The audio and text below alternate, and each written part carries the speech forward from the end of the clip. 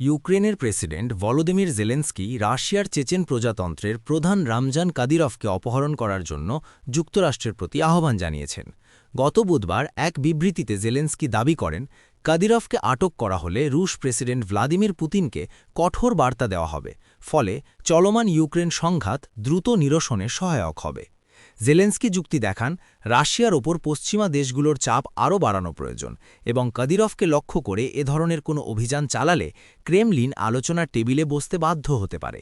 এই প্রসঙ্গে জেলেন্সকি ভেনেজুয়েলায় সাম্প্রতিক মার্কিন অভিযানের প্রশংসা করেন এবং নিকোলাস মাদুরোকে যেভাবে আটক করা হয়েছে ঠিক একই কায়দায় কাদিরভের বিরুদ্ধে অপারেশন চালানোর পরামর্শ দেন। তিনি মনে করেন, মাদুরোর ক্ষেত্রে মার্কিন কৌশল যেভাবে সফল হয়েছে, রাশিয়ার ক্ষেত্রেও তেমন পদক্ষেপ নিলে পুতিন যুদ্ধের বিষয়ে পুনরায় চিন্তা করতে বাধ্য হবেন। এদিকে জেলেন্সকির এই মন্তব্যের কড়া জবাব দিয়েছেন চেচেন নেতা রামজান কাদিরভ। নিজের টেলিগ্রাম চ্যানেলে দেওয়া এক বার্তারে কাদিরভ জেলেন্সকিকে একজন ভাঁড় হিসেবে আখ্যায়িত করেন, তাকে পুরুষোচিত আচরণের পরামর্শ দেন। কাদিরভ বলেন, জেলেন্সকি নিজে কিছু করার সাহস না দেখিয়ে কাপুরুষের মতো আমেরিকানদের পেছনে লুকিয়ে রয়েছেন। তিনি অভিযোগ করেন, জেলেন্সকি শান্তি আলোচনা এগিয়ে নেওয়ার পরিবর্তে পরিস্থিতি আরও জটিল করার চেষ্টা করছেন।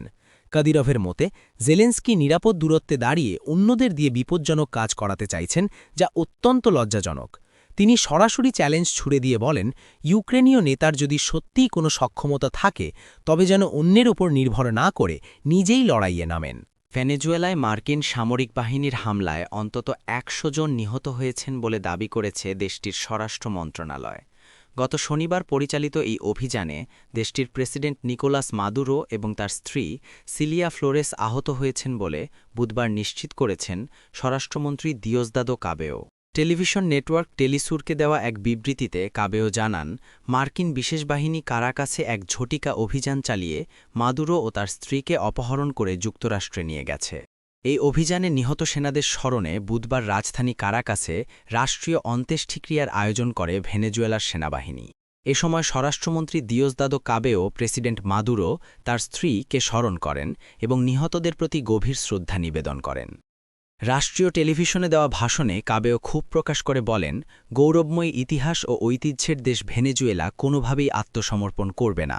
তিনি আরও অভিযোগ করেন, বিশ্ববাসী এখন স্পষ্ট দেখতে পাচ্ছে নিকোলাস মাদুরো একজন যুদ্ধবন্দী এবং যুক্তরাষ্ট্র আন্তর্জাতিক সহাবস্থানের সমস্ত নিয়ম ও নীতি লঙ্ঘন করেছে।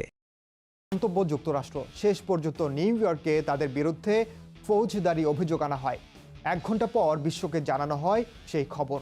ট্রাম্প ঘোষণা করেন, মাদুরো ও তার স্ত্রী আমেরিকান বিচার ব্যবস্থার মুখোমুখি হবেন।